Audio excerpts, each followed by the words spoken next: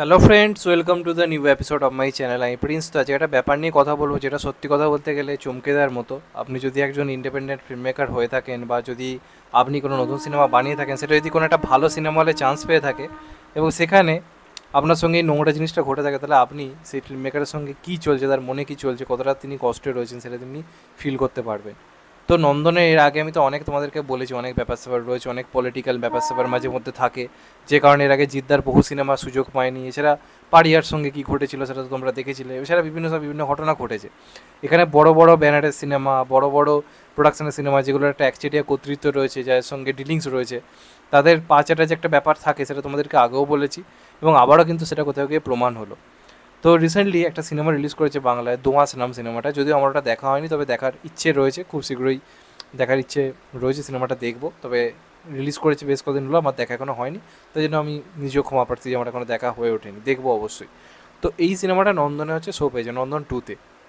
তো এই সিনেমাটাকে কেন্দ্র করে দুটো ঘটনা ঘটেছে নন্দন কর্তৃপক্ষের তরফ থেকে। সেটা কিন্তু প্রচণ্ড ধিক্কারজনক এবং লজ্জাজনক একটা ঘটনা। এই যে বাংলা সিনেমার পাশে দাঁড়ান করে দর্শককে সারাদিন গেলানো হচ্ছে, দর্শকের থেকে বেশি ইন্ডাস্ট্রির লোকেরা বা ইন্ডাস্ট্রির সঙ্গে কর্মরত ব্যক্তিরা কতটা পাশে রয়েছে। আর বড় বড় প্রোডাকশানগুলোর এমনি সুযোগ সুবিধা বেশি পায়, তারা এই ছোটোখাটো সিনেমাগুলোর জন্য কোনো রকম রাস্তা খোলা রাখছে না, যেটা প্রচণ্ড মানে কী বল দুঃখজনক একটা ঘটনা। তো দুটো ঘটনা ঘটেছে, এটা পরিচালক নিজে শেয়ার করেছে তার ফেসবুকে। দোয়া সিনেমার যিনি পরিচালক, তিনি নিজেই ব্যাপারটা জানিয়েছেন, যে কারণে নিয়ে আমার মনে হয় এখন কথা বলা উচিত। দুটো ঘটনা ঘটেছে। প্রথম, তিনি উপস্থিত ছিলেন নন্দনের কাউন্টারের সামনে। তো সেখানে 4টের দিক করে কিছু পরিবার নিয়ে লোকজন আসে, টিকিট কাউন্টারে যায় এবং তারা জিজ্ঞাসা করে 4টের দিকে, মানে 4টে থেকে 4টে 15 এই টাইমের মধ্যে কী কী সিনেমা চলছে বলতে, তাহলে তারা সেই অনুযায়ী টিকিট কাটবে। তো সেখানে যারা আর কি টিকিট কর্মী হিসেবে যারা কাজ করে, তারা ওপেনলি বলে দেয় যে 450তম সিনেমা চলছে, তোমরা সেটা দেখতে। এবার 50তম সিনেমা 400 কী চলছে নন্দনে তোমরা ভালো করেই জানো কী চলছে, তোমরা সার্চ করলে দেখতে পাচ্ছি সেখানে অযোগ্য চলছে, ঠিক আছে। তো টিকিট কর্মীদের তরফ থেকে এই কথাটা বলা হয়, অথচ 4টে 15তে নন্দন টুতে চলছিল হচ্ছে দোঁয়াশ। সেই সিনেমাটা তারা নামগন্ধ পর্যন্ত তারা একবারও উল্লেখ করে না যে এই সিনেমাটা রয়েছে।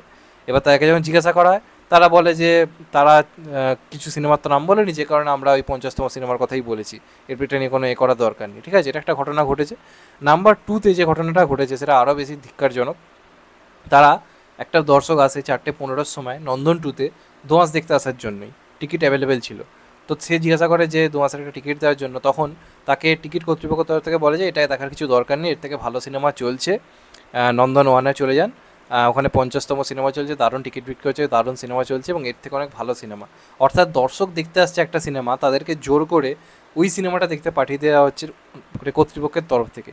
এবার যখন ওখানে টিমের লোকেরা দাঁড়িয়েছিল, তারা গিয়ে তৎক্ষণাৎ জিজ্ঞাসা করে যে এই একটা সিনেমা রয়েছে, আপনারা আগের দিনও দুটো শো চলছে 4টের সময়, আপনারা একটা সিনেমার কথা বললেন, একটা সিনেমার কথা বললেন না।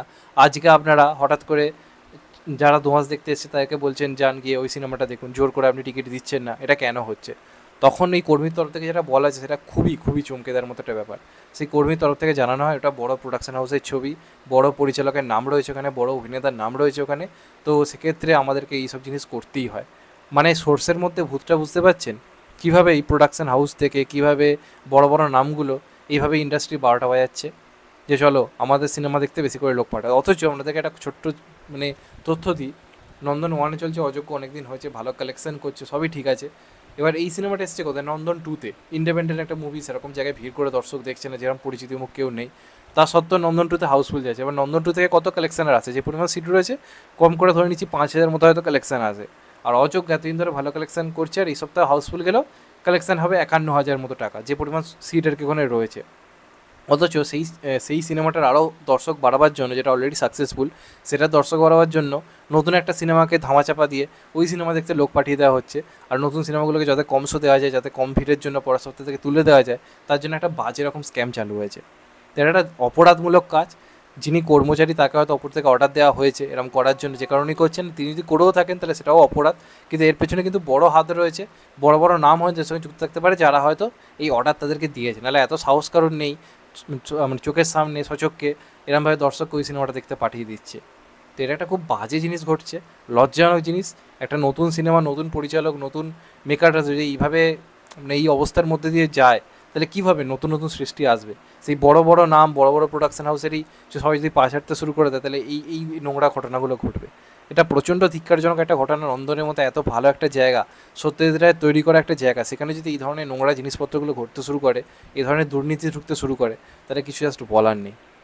তো মনে হলো এই ব্যাপারটা নিয়ে কথা বলা দরকার, এটার এগেনস্টে প্রতিবাদ করুন। আমি বলছি না যে যে এটা ঠিক হচ্ছে না বলছি, কিন্তু যেটা ঘটছে সেটা প্রচণ্ড লজ্জাজনক একটা ঘটনা। আমি এটা বলছি না যে দোঁয়াশ সিনেমাটা হয়তো দারুণ হয়েছে, আমি যেহেতু দেখিনি সেটা আমি দাবি করছি না যে যান গিয়ে দোঁয়াশ দেখুন, আমি সে কথা বলছি না। কিন্তু এই যে ঘটনাটা ঘটছে, একটা সিনেমাকে আটকে রেখে অন্য যেটা সাকসেসফুল সিনেমা সেটাতে এখনও দর্শক পাঠানোর যে বাজে খেলাটা চলছে, একটা সিনেমার শো চলছে, সেটাকে লুকিয়ে রেখে, এটা কিন্তু প্রচণ্ড একটা ধিক্কারজনক ঘটনা। তোমাদের এটা নিয়ে কি মতামত অবশ্যই কমেন্ট করে জানাও। চ্যানেলটা নতুন হলে চ্যানেলটাকে সাবস্ক্রাইব করে দিও and get the bell icon. ভালো থেকো সবাই, টেক কেয়ার, নমস্কার, আবার দেখা হবে। এখন তো ভাই সবাই ভালো থেকো, সুস্থ থেকো, নমস্কার, টেক কেয়ার, আবার দেখা হবে। ভালো থেকো সবাই, টেক কেয়ার।